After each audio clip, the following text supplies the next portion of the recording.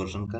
इसमें हम paper pattern देखेंगे कि पेपर के क्वेश्चंस कैसे आते हैं, इजी या हार्ड आते हैं, या फिर हम कंटेंट एनालिसिस भी करेंगे इसमें कि कौन कौन से क्वेश्चंस किस प्रकार के आते हैं और कहाँ से क्वेश्चंस ज़्यादा आते हैं, कहाँ से क्वेश्चंस कम आते हैं, और क्वेश्चंस के टाइप देखेंगे कि क्वेश्चंस कैसे आते हैं, इजी हैं, हार्ड है, या फिर मॉडरेट लेवल के हैं। इसके अलावा हम लोग जो कि 2021 में यूपी टेट 2021 22 नवंबर को होने वाला है, उसके बारे में स्ट्रेटजी भी हम लोग डिस्कस करेंगे कि जो 2021 में पेपर होने वाला है उसमें कौन से पोर्शन को हमको तैयार करके जाना है अच्छे से, और कौन से पोर्शन को हमको थोड़ा देख कर ही जाना है। ठीक है, तो चलिए वीडियो की शुरुआत करते हैं। और वीडियो की शुरुआत से पहले सबसे पहले आप मेरे बारे में जान लीजिए कि मैं कौन हूँ, और उसके बाद फिर वीडियो क्वेश्चंस आएंगे और क्वेश्चंस की हम एनालिसिस करेंगे। ठीक है, तो मेरा नाम है विवेक सिंह और मैंने ग्रेजुएशन में बीए किया है डॉक्टर राम मनोहर लोहिया अवध यूनिवर्सिटी फैजाबाद से। इसके बाद मैंने बीएड किया है department of education university of Lucknow से। फिर मैंने एमएड किया है faculty of education Banaras Hindu university से। ठीक है, तो चलिए अब शुरू करते हैं आज। और इसमें 2019 के जो क्वेश्चंस हैं वो क्वेश्चंस होंगे इसके अंतर्गत, और सारे क्वेश्चंस को हम एनालिसिस करेंगे कि क्वेश्चन का टाइप क्या है, कहाँ से आ रहा है, कैसे आ रहा है, और किस लेवल का आ रहा है। तो पहला क्वेश्चन है, पहला पहले प्रश्न में हमने देखा कि यह है कि who gave the concept of multiple intelligence.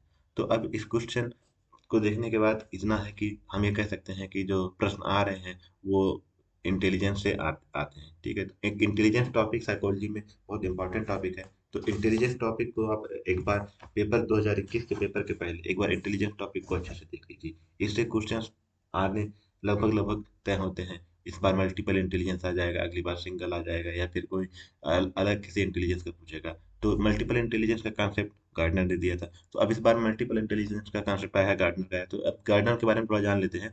ये हार्वर्ड गार्डनर है, इन्होंने मल्टीपल इंटेलिजेंस की थ्योरी दी। इन्होंने टोटल 7 प्रकार के इंटेलिजेंस दिए, और बाद में इन्होंने जो जो मेन इंटेलिजेंस है उसके बाद इन्होंने दो और इसमें इंटेलिजेंस ऐड किए। ठीक है, तो टोटल 9 है, 7+2, कहीं कहीं किताब में +3 भी है। ठीक है, तो वो उतना डिस्कस नहीं करता, लेकिन जो मेन इन्होंने दिए हैं वो मेन 7 ही हैं। ठीक है, तो इसको भी आपको पता होना चाहिए। हो सकता है कि अगली बार पूछ ले कि गार्डनर ने कितने प्रकार के इंटेलिजेंस दिए, तो आपको पता होना चाहिए कि 7 + 2, अगर 7+2 है तो 2, और 7+3 है तो दोनों ऑप्शन होंगे। अगर दोनों में से कोई एक ही ऑप्शन आएगा तो उसमें से आपको उसको टिक कर देना है। ठीक है, तो लेकिन अब इस क्वेश्चन के बाद इतना है कि हाँ, इंटेलिजेंस टॉपिक से क्वेश्चन, अब आप भी देखिएगा कि इंटेलिजेंस से 2-3 क्वेश्चन आते ही आते हैं। ठीक है, तो इंटेलिजेंस आपको अच्छे से तैयार कर लेना है। उसके बाद अगला क्वेश्चन है कि डिसलेक्सिया हाई डिफिकल्टी। ठीक है, तो अब देखिए ये क्वेश्चन तो बहुत कॉमन क्वेश्चन है। इसका आंसर रीडिंग स्पेलिंग होगा। ये जो अ, ऐस- ऐसे क्वेश्चंस को ना आपको सबसे पहले तो एनालिसिस क्वेश्चन का करना है कि क्वेश्चन, अब बहुत से क्वेश्चंस ऐसे होते हैं जिनको आप क्वेश्चंस के अगर शब्द का अर्थ निकालेंगे तो आपको पता चल जाएगा कि हाँ इसका आंसर है। तो डिसलेक्सिया तो एक बहुत कॉमन क्वेश्चन है, और ये ऐसी मूवी आई थी तारे जमीन पे, उसमें देखिए डिसलेक्सिया के बारे में बताया गया है, क्या डिसलेक्सिया है। ठीक है, तो अब देखिए, लेकिन ये जो टर्मिनोलॉजी है, ये टर्मिनोलॉजी आपको पता होनी चाहिए। अब ये ऐसे जो डिफिकल्टीज टर्मिनोलॉजी है वो साइकोलॉजी में बहुत सी है, जैसे डिस्कैल्कुलिया है, डिस्ग्राफिया है। अब कैलकुलम में क्या होता है कि कैलकुलेशन यानी कि गणना संबंधी घटनाएं होती है, डिस्ग्राफिया में लिखने संबंधी घटनाएं होती हैं। तो ऐसी टर्मिनोलॉजी को आप एक जगह नोट करिए और देखिए कि हाँ कौन कौन सी टर्मिनोलॉजी और भी साइकोलॉजी में है। तो उन टर्मिनोलॉजी को देखिए और उनको बारे में लिख लीजिए, ताकि ऐसे क्वेश्चन आए तो उसको आप ना बहुत कम समय में देखते ही उसको टिक करके आगे निकल जाइए और अगले क्वेश्चन पे अपना समय दीजिए। ठीक है, तो अब अगला क्वेश्चन है, which of the following is not the role of teacher in inclusive education. अब देखो, पहले तो आपको क्वेश्चन पढ़ते समय ध्यान देना है कि क्वेश्चन क्या पूछ रहा है। ठीक है, अब कभी कभी क्या होता है कि हम लोग देखते हैं कि which of the following role of, अब नॉट को हमने स्किप कर दिया, उसके बाद हमने कोई आंसर मार दिया कि हाँ रोल ऑफ टीचर, हमने पहला पढ़ा कि हाँ ये तो रोल है, तो नहीं, तो क्वेश्चन को आपको ध्यान से पढ़ना है। उसके बाद प्रश्न पढ़ने के बाद आपको सारे ऑप्शन एक बार देखने हैं, चारों ऑप्शन को एक बार देखना है, एनालिसिस करना है, फिर ही टिक करना है। क्योंकि देखो, ये मैथ नहीं है, ये है साइकोलॉजी।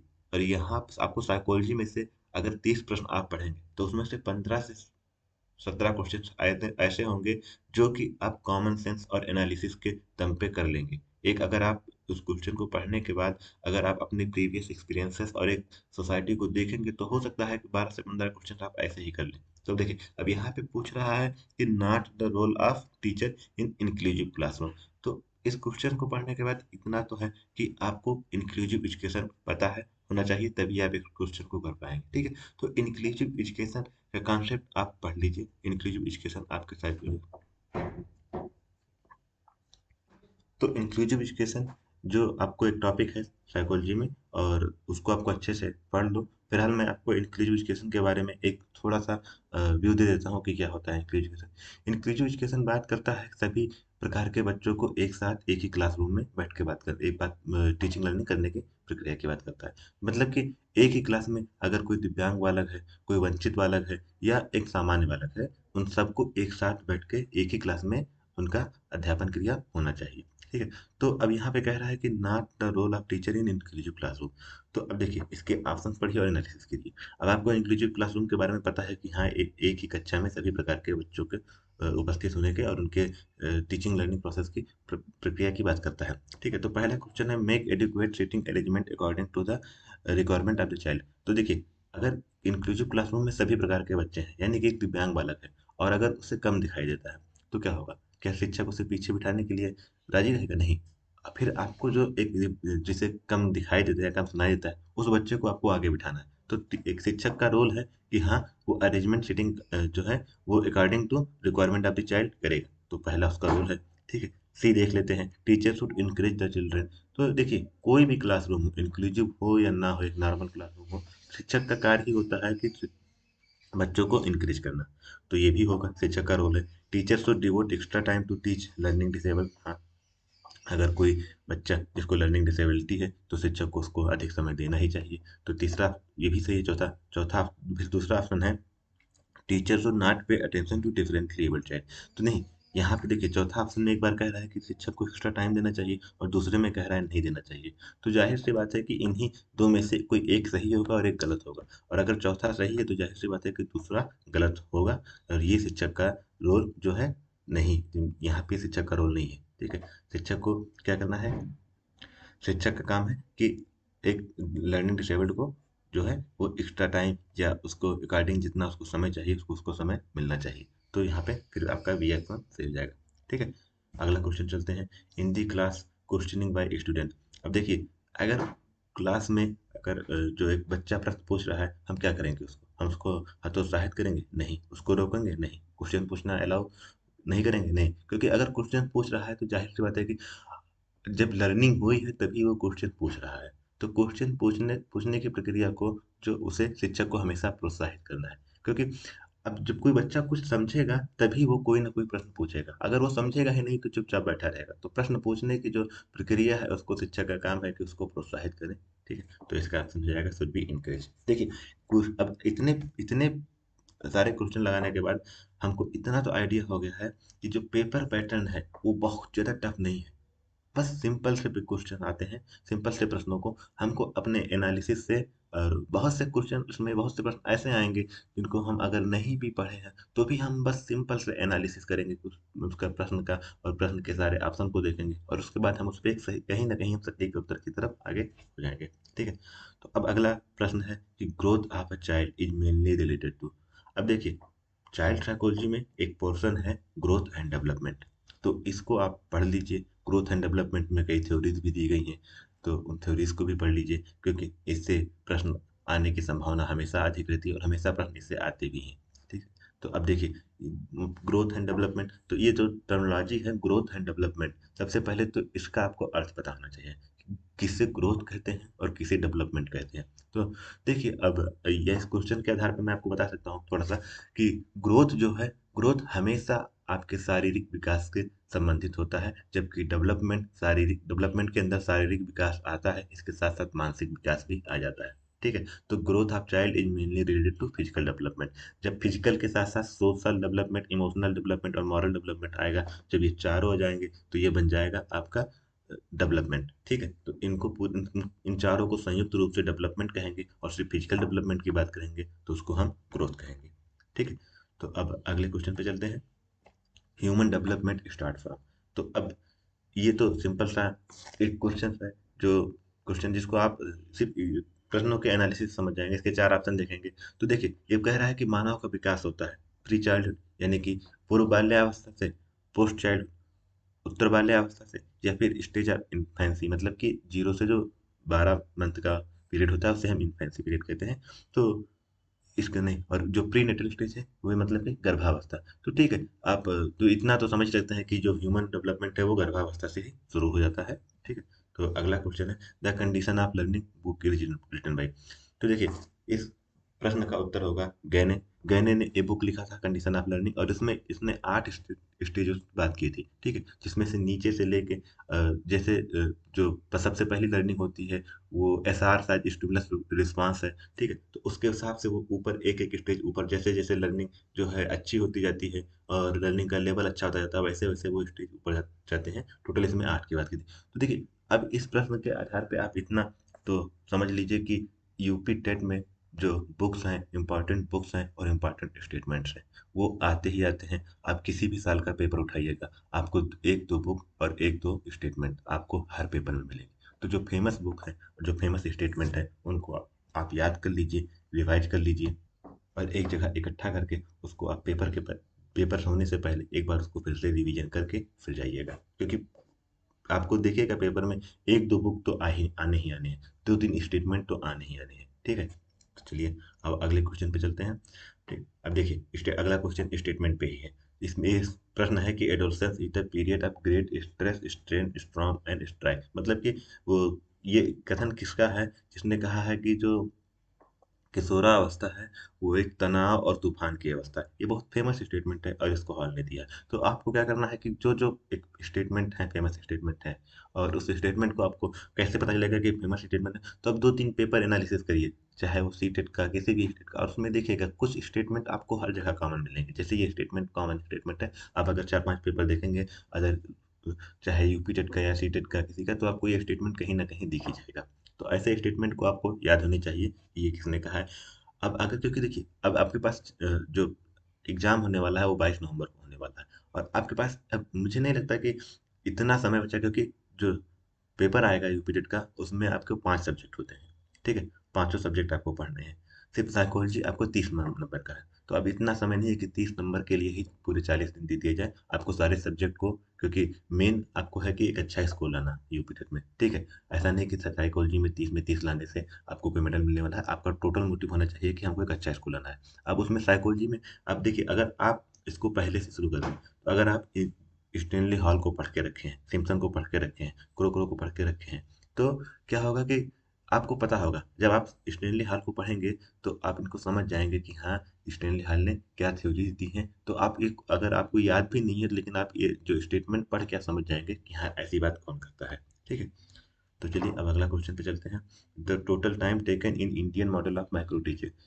अब देखिए, माइक्रो टीचिंग, आप अगर आपने बीटीसी किया है या बीएड किया है, तो आपके जो कोर्स है उस कोर्स का एक पार्ट है माइक्रो टीचिंग, और उसमें आपको माइक्रो टीचिंग करनी ही करनी होती है। लेकिन अगर आपने डिस्टेंस से बीएड किया, मतलब कि एडमिशन लेके और तैयारी करते हैं, तो फिर भी इसको आप एक बार देख लीजिए। तो माइक्रो टीचिंग क्या होता है कि टोटल 36 मिनट का होता है। इसके अंदर 6 स्टेप होते हैं और हर एक स्टेप 6 मिनट का होता है। ठीक है, तो इसका आंसर 36 मिनट होगा। और ये माइक्रो टीचिंग एक बार आप देख लीजिए अच्छे से। अगर आपने किया है तो शायद आपको अच्छे से पता होगा कि हाँ, माइक्रो टीचिंग क्या है, और अगर आपने नहीं किया है तो एक बार इसको अच्छे से आप देख लीजिए कि क्या है माइक्रो टीचिंग और इसके कौन कौन से स्टेप हैं।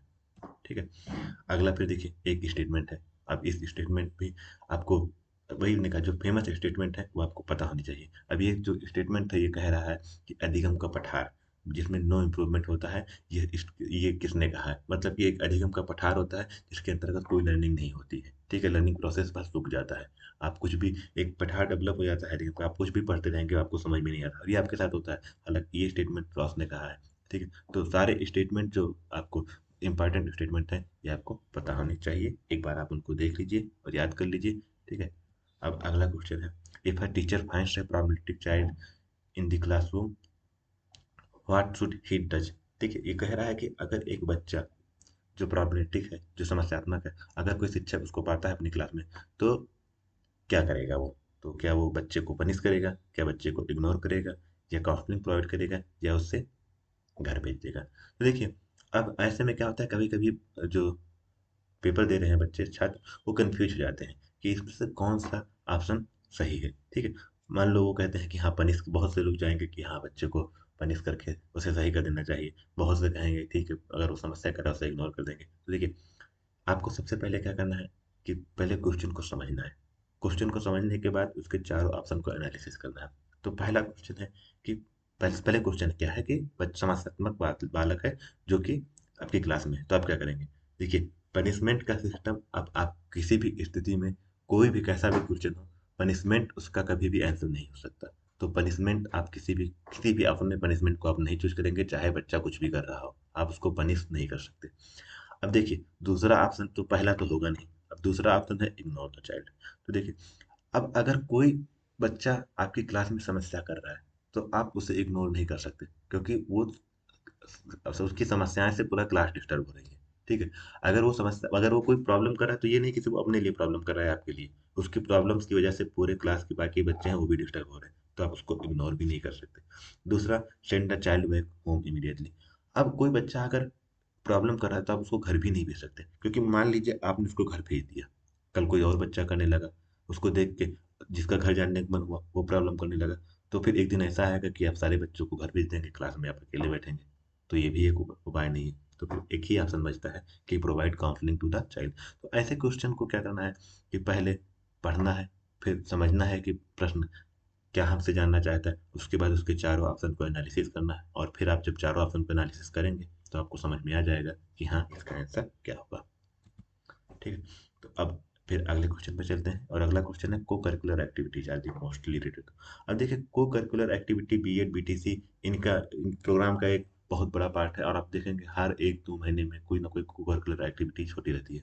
को करिकुलर एक्टिविटी मतलब कि पढ़ाई के साथ साथ, जैसे को करिकुलर एक्टिविटीज में क्या होगा कि आपको पूरे ग्रुप को कर देगा कि हाँ, आपको वृक्षारोपण करना है, आपको सामूहिक सफाई करना है। तो इसका टोटल मतलब होता है कि जो बालक है उसका सिर्फ जो है एक जो कॉग्निटिव डेवलपमेंट है, कॉग्निटिव डेवलपमेंट ना हो, कॉग्निटिव डेवलपमेंट के साथ साथ साइकोमोटर और अफेक्टिव डेवलपमेंट भी हो, उसको अपने दोस्तों से, समाज से एक मिलने की और एक बात करने की एक प्रोसेस डेवलप हो। ठीक है? तो को करिकुलर एक्टिविटी जो होता है वो ऑल राउंड डेवलपमेंट की बात करता है। ठीक है? चलिए, फिर अगले क्वेश्चन पे चलते हैं। whom of the following has not propounded the learning theory?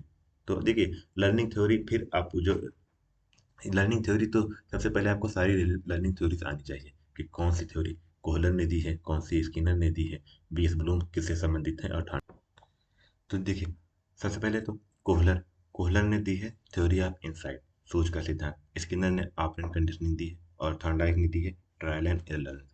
जो बीएस ब्लूम है वो डेवलपमेंट की बात करते हैं, और वो डेवलपमेंट के डोमेन्स की बात करते हैं। तो बीएस ब्लूम्स के जो है, ब्लूम टेक्नोनॉमी में आप देखेंगे कॉग्निटिव, अफेक्टिव और साइकोमोटर, ये इन्होंने दी है। तो बीएस ब्लूम जो है वो लर्निंग थ्योरी से संबंधित नहीं है, बाकी तीनों लर्निंग थ्योरी से संबंधित है। तो देखिए, अब इस क्वेश्चन को देखने के बाद आप एक अपने अंदर ये समझ लीजिए कि जो यूपी टेट है, वो उसके अंतर्गत आपको लर्निंग थ्योरीज से क्वेश्चन मिलेंगे, और वो आपको सारी लर्निंग थ्योरीज अच्छे से पता होनी चाहिए कि लर्निंग थ्योरी क्या है, किसने दी है, और उस थ्योरी की फाइंडिंग क्या है। ठीक है? तो इसको देखने के बाद अब इस क्वेश्चन के आधार पे आपको क्या करना है कि कोहलर की इनसाइट थ्योरी देख लेना है, स्किनर की आपको ऑपरेंट कंडीशनिंग जो दी है वो देख लेना है, और जो थॉर्नडाइक की है वो trial and error learning theory, इन तीनों थ्योरी को आपको अच्छे से समझ लेना है। अगला क्वेश्चन है meaning of stagnation in education. तो देखिए, जो स्टैग्नेशन है, और ये स्टैग्नेशन संबंधित है हार्टॉग कमेटी से। हार्टॉग कमेटी ने जो वेस्टेज एंड स्टैग्नेशन के कॉन्सेप्ट दिया था। तो जो वेस्टेज होता है वो क्या होता है कि जब कोई बच्चा क्लास ड्रॉप कर देता है उसे वेस्टेज कहते हैं, और स्टैग्नेशन जब कोई बच्चा एक ही क्लास में 1 साल से अधिक रुकता है, फेल होता रहता है बार बार, तो उसे हम स्टैग्नेशन कहते हैं। तो यहाँ पे retention of a child in same class for more than 1 year, तो इसे कहते हैं स्टैग्नेशन। अब ये क्वेश्चन तो ठीक है, आपको ये तब पता होगा जब आपने वेस्टेज और स्टैग्नेशन का आपको कॉन्सेप्ट पता होगा। ठीक है? तो इस क्वेश्चन के आधार पर आप इतना समझिए कि आपको जो भी शिक्षा से संबंधित कमेटी बनी है, और वो कमेटी किसके अंडर में बनी है, और उसकी फाइंडिंग क्या है, उसके निष्कर्ष क्या, उसने क्या क्या सुझाव दिया है, ये आपको पता होना चाहिए। आप एक नोट्स बनाइए, और उसके अंतर्गत सारी शिक्षा संबंधी जो कमेटी है उसको लिखिए, उसको एक बार अच्छे से समझिए और उसको याद करिए। ठीक है? और इससे क्वेश्चन आपके 1-2 क्वेश्चन आ सकते हैं जो आपको 1-2 नंबर एक्स्ट्रा दिला सकते हैं। ठीक है? अगले क्वेश्चन पे चलते हैं। अगला क्वेश्चन है मैच द कॉलम। ठीक है? तो अब क्या है, इसमें इंटेलिजेंस है, तो अब ये आपको पता होना चाहिए। ठीक है? और आपको इसको देखने के लिए आप थॉर्नडाइक, स्किनर, गेस्टाल्ट, पियाजे इनको आप एक बार पढ़ेंगे तो इनसे समझ जाएंगे कि ये किस किस की बात करते हैं। अब देखिए, रीइंफोर्समेंट जो कि ऑपरेंट कंडीशनिंग में ये बात स्किनर करता है। थॉर्नडाइक एनिमल इंटेलिजेंस की बात करता है, इंटेलिजेंस पे थॉर्नडाइक ने थ्योरीज भी दी हैं। ठीक है। एडाप्टेशन, जीन पियाजे बात करता है स्टिमुलेशन, एकोमोडेशन और एडाप्टेशन की बात। ठीक है। और जो लॉ ऑफ प्रेग्नेंस ये गेस्टाल्ट बात करता है। ठीक है। तो अब इनमें क्या है कि इस क्वेश्चन के आधार पे आप इसमें थॉर्नडाइक को भी, स्किनर को भी, गेस्टाल्टवादियों को और जो है पियाजे को, इन सब को आपको एक बार देख लेना है अच्छे से। हो सकता है अगली बार सीधे थॉर्नडाइक पूछ ले। हाँ, हो सकता है पूछ ले कि एनिमल इंटेलिजेंस, अगली बार क्वेश्चन हो कि एनिमल इंटेलिजेंस किसने दिया, और ये बस सेम क्वेश्चन को घुमा दे, चार ऑप्शन दे दे, थॉर्नडाइक, स्किनर, गेस्टाल्ट, पियाजे। तो आपको ये क्वेश्चन देखने के बाद इन चारों जो नाम है, थॉर्नडाइक, स्किनर, गेस्टाल्ट और पियाजे, इनको देखना है, इनकी थ्योरीज को देखना है।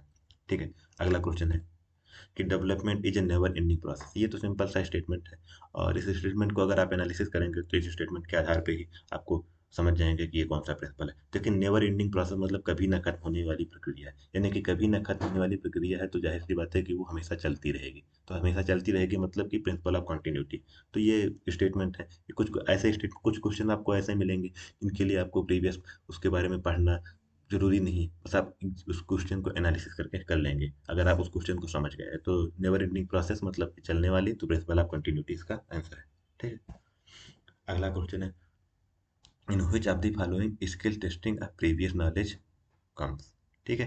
तो देखिए, जो प्रीवियस नॉलेज है, आप अगर आपने टीचिंग किया होगा तो टीचिंग के अंदर हमको एक लेसन प्लान करना होता था।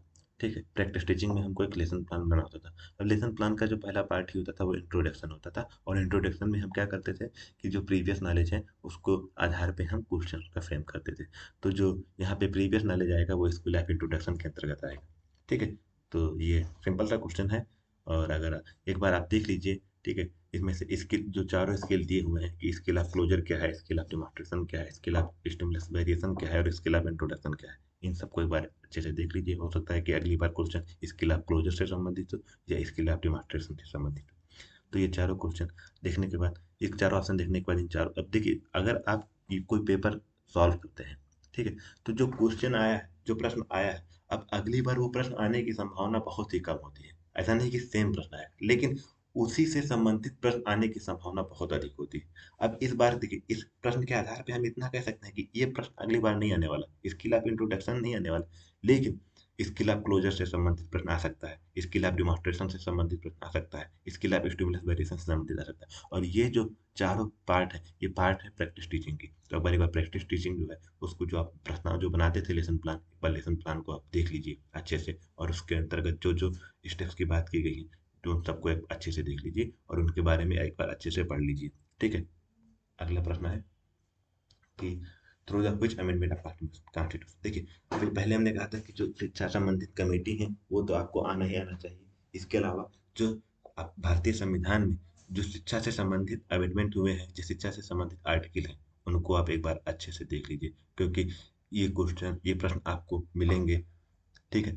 अगर जो संविधान में ये 86 अमेंडमेंट, ये तो बहुत कॉमन क्वेश्चन है हर जगह का, मुझे लगता है कि ये प्रश्न कम से कम 50 बार पूछा जा चुका है। ठीक है। तो जो संविधान में जो भी शिक्षा से संबंधित प्रावधान है उसको एक बार आप अच्छे से देख लीजिए। ठीक है। अगले क्वेश्चन पे चलते हैं, इंस्टिंक्ट थ्योरी ऑफ मोटिवेशन। देखिए, साइकोलॉजी पेपर लेने के पहले आप जो तीन चार चीजें हैं उनको एक बार अच्छे से कवर कर लीजिएगा, जिसमें है इंटेलिजेंस, मोटिवेशन, पर्सनालिटी। ठीक है। और डेवलपमेंट, ग्रोथ एंड डेवलपमेंट, ये चार चीज आप एक बार अच्छे से देख लीजिएगा। आपको इन चारों के बारे में एक थोड़ा सा ओवरव्यू होना चाहिए। तो देखिए, instinct theory of motivation McDonnell दिया है, अब्राहम जो मास्लो है इन्होंने दिया है, हायरार्की ऑफ नीड जो बनाया है, जिसके अंतर्गत इन्होंने फिजिकल नीड, सोशल नीड, इसकी बात की है। ठीक है। तो देखिए, जो ये चार चीज हैं, सबसे पहले इंटेलिजेंस, इंटेलिजेंस के बाद growth and development, personality and motivation, इन चारों को आप अच्छे से देख लीजिए, इनसे आपको प्रश्न मिलेंगे ही मिलेंगे। और इनसे, इन चारों को देखेंगे, इन चारों को कवर करने के बाद आपको इन चारों चार सेक्शन से ही 10 से 12 क्वेश्चन आपको मिलेंगे। ठीक है। अगला प्रश्न है, which are the following stage of development is called है।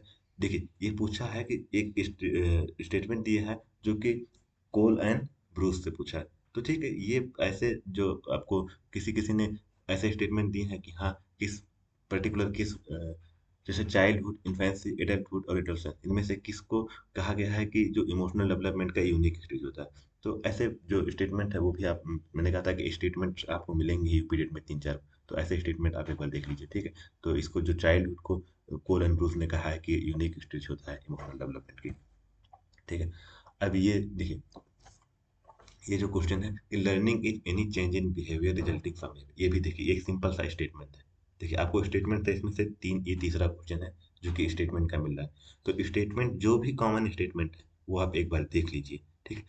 अब देखिए अगर आप पहले से Woodworth, Gilford, Skinner, crow and crow को आप पढ़े होंगे, तो अगर पहले से पढ़े होंगे तो आपको रखने की जरूरत नहीं है। लेकिन अब आपके पास इतना समय नहीं है कि आप एक एक को पढ़ सकें, क्योंकि बहुत से, आप अगर साइकोलॉजी में देखेंगे तो पर्सनालिटी में बहुत से लोग हैं जिन्होंने स्टेटमेंट दिए हैं, मोटिवेशन पे बहुत से लोगों ने स्टेटमेंट दिए हैं, लर्निंग पे बहुत से लोगों ने स्टेटमेंट दिए हैं, इंटेलिजेंस पे बहुत से लोगों ने इंटेलिजेंस दिए हैं, स्टेटमेंट दिए हैं। तो आप सारे सारे लोगों को आप नहीं पढ़ सकते। तो आपको एक काम करना है कि आपको जो जो कॉमन कॉमन स्टेटमेंट है, जो आपको 3-4 पेपर देखिए, पेपर जाने के पहले आप जो प्रीवियस यूपी टेट के पेपर है वो सारे पेपर को एक बार देख लीजिए, सी टेट के पेपर को देख लीजिए, और उन सब में जो जो स्टेटमेंट पूछे गए उन स्टेटमेंट को एक कॉपी पे लिख लीजिए और उनको रिवाइज कर लीजिए, ठीक है। तो learning in any change in behaviour resulting from behaviour, ये बात गुलफर्ड ने कही है, ठीक है। तो इसका आंसर गुलफर्ड होगा। अगला क्वेश्चन है कि मैच द फॉलोइंग, ठीक है। तो अब इसमें देखिए, ये जो है ये एजुकेशनल टेक्नोलॉजी का क्वेश्चन है और ये आपके साइकोलॉजी में आया है, ठीक है। तो अब साइकोलॉजी के अंतर्गत देखिए आपको मैनेजमेंट से भी क्वेश्चन मिलेंगे, आपको एजुकेशनल टेक्नोलॉजी से भी क्वेश्चन मिलेंगे, आपको प्योर साइकोलॉजी से भी क्वेश्चन मिलेंगे।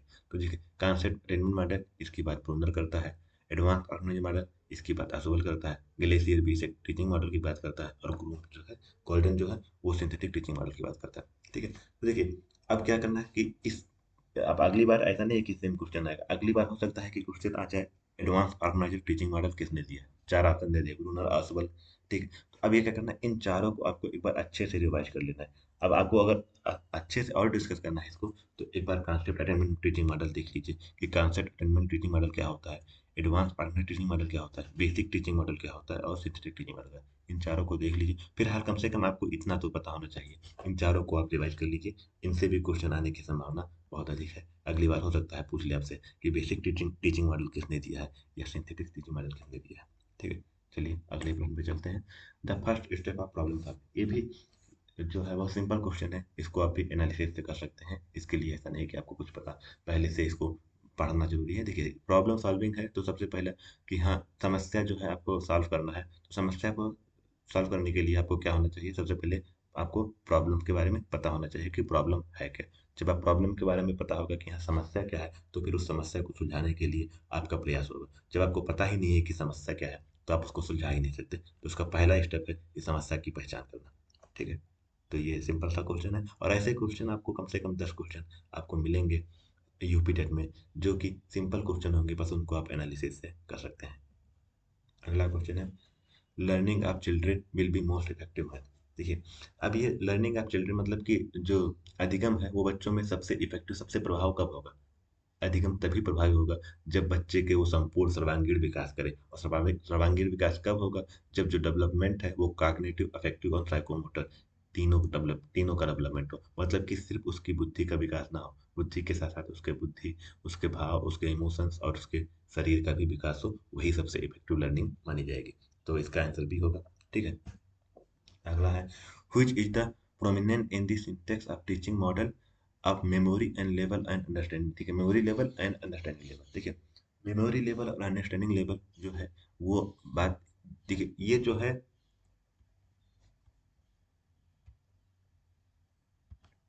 ये प्रश्न भी आपके जो टीचिंग प्रैक्टिस है उससे संबंधित है। और जो प्रेजेंटेशन है वो memory level and understanding level की बात करता है। इसके अंतर्गत, प्रेजेंटेशन के अंतर्गत हम जो जो प्यूपिल टीचर होते हैं, जो छात्र शिक्षक होते हैं, उनको उनकी मेमोरी लेवल, उनके अंडरस्टैंडिंग लेवल की बात करते हैं, ठीक है। तो ये जो प्रैक्टिस टीचिंग है इसके अंतर्गत आप जनरलाइजेशन, एक्सप्लोरेशन और प्लानिंग, ये जो है आपको पता होना चाहिए कि प्लानिंग के अंतर्गत क्या आता है, एक्सप्लोरेशन के अंतर्गत क्या आता है और सामान्यीकरण के अंतर्गत क्या आता है। ये आप प्रैक्टिस टीचिंग अगर आपने किया होगा तो ये उसी से संबंधित है। ठीक है, तो एक बार प्रैक्टिस टीचिंग के अंतर्गत मैंने पहले भी कहा, प्रैक्टिस टीचिंग से आपकी ये तीसरा क्वेश्चन है इस पेपर में आया हुआ है। तो प्रैक्टिस टीचिंग आप देख लीजिए, जो आपने, चाहे वो उसके अंतर्गत ही माइक्रो टीचिंग आता है, उसके अंतर्गत ही लेसन प्लान आता है, इंट्रोडक्टरी स्किल आता है, और उसके अंतर्गत ही आता है। तो ये एक बार प्रैक्टिस टीचिंग आप अच्छे से देख लीजिए। अगर आपने BA DVTC किसी कॉलेज में रहकर प्रैक्टिस टीचिंग किया होगा तो आपको ये पता होगा कि ये क्या है। ठीक है, अगला क्वेश्चन है कि which of the following theories also known as theory of reinforcement.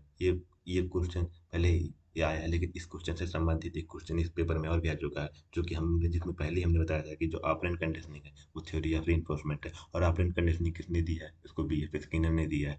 BF Skinner की थ्योरी क्या है? तो BF स्किनर ने एक थ्योरी दी है जिसके अंतर्गत उसने एक बॉक्स में एक कबूतर को बंद कर दिया, और वो पर्टिकुलर कबूतर के एक रिस्पांस पे उसको एक रीइंफोर्समेंट के तौर पे देता है दाना। ठीक है, तो अब क्या होता है कि जब कबूतर पर्टिकुलर वही रिस्पॉन्स करता है तो उसको रिइंफोर्समेंट मिलता है, और ऐसी जो प्रोसेस प्रक्रिया है वो बहुत दिनों तक चलती है। फिर उसके अंतर्गत वो जो रिस्पॉन्स है वो परमानेंट आ जाता है, तो उसके अंदर वो चेंज परमानेंट आ जाता है। तो ये जो रिइंफोर्समेंट थ्योरी है वो ऑपरेंट कंडीशनिंग थ्योरी के नाम से भी जानी जाती है, और इस थ्योरी को दिया किसने है? तो BF स्किनर ने इस थ्योरी को दिया है। अगला क्वेश्चन है कि which of the following stages is not the, ठीक है, ब्रूनर्स कॉग्निटिव थ्योरी। तो देखिए, ब्रूनर एक बार आप अच्छे से पढ़ लीजिए। ब्रूनर से क्वेश्चन, ब्रूनर हुए, जीन पियाजे हुए, थॉर्नडाइक हुए, BF स्किनर हुए और पावला हुए, इनसे प्रश्न आने की संभावना बहुत अधिक होती है। तो ब्रूनर ने कॉग्निटिव डेवलपमेंट थ्योरी दी है, और उस थ्योरी के अंतर्गत उन्होंने 3 स्टेज की बात की है, आइकॉनिक, सिंबॉलिक और इनएक्टिव। बाकी तीनों ब्रूनर के कॉग्निटिव डेवलपमेंट के हैं, और चौथा नहीं। ब्रूनर ने इन्हीं 3 स्टेज की बात की है। ठीक है, उन्होंने 4 स्टेज की बात नहीं की है। तो अब ये आपको एक बार ब्रूनर को देख लीजिए, और आइकॉनिक स्टेज क्या है, कितने से किस एज को आइकॉनिक कहा गया है, किस एज को सिंबॉलिक कहा गया है, किस एज को इनएक्टिव कहा गया है। इसको आप कोई किसी बुक से, किसी नोट्स में आप एक अच्छे से बना लीजिए। और इन सारे, अगला हो सकता है अगला बार पूछ ले कि आइकॉनिक स्टेज का एज क्या है, सिंबॉलिक स्टेज का एज क्या है, और इनएक्टिव स्टेज का एज क्या है। ठीक है, तो इसको एक बार अच्छे से देख लीजिए।